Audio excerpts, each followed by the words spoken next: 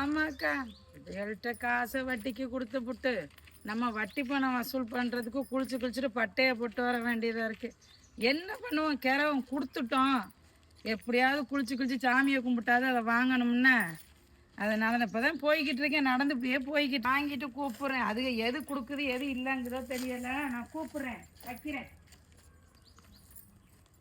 ஐயா, ஐயோ, யாரையுமே காணாம போ. வாங்க வரைக்கும் வாங்குதுங்க. வட்டி காசு எடுத்துட்டு வாங்கம்மா. என்னம்மா இப்பதானம்மா திருப்பி என்னம்மா திருப்பி வட்டி காசு எடுத்துருவா வட்டி காசு திருப்பினா வாங்கும் போது நல்லா இருந்துச்சு.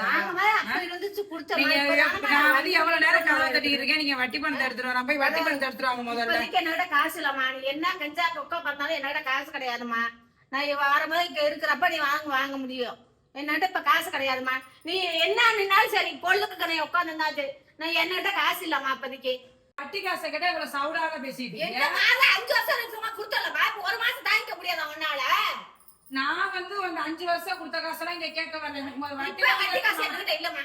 எப்படி இல்ல? நீங்க போய் எடுத்துட்டு வாங்க. அதெல்லாம் எடுக்க முடியாது. நீ தெரிஞ்சா போய் பாருமா. அப்படியா? அப்படி கதை சாப்பிக்கிறியாமா? நாளைக்கு சாயந்தரம் வந்து என் வீட்டுக்காரனை வச்சு அவளுக்கு அள்ளி வெளியில போட்டு போறேன். வட்டி பணம் தர முடியாது. நம்மள வட்டி பணம் பாக்கலாமா?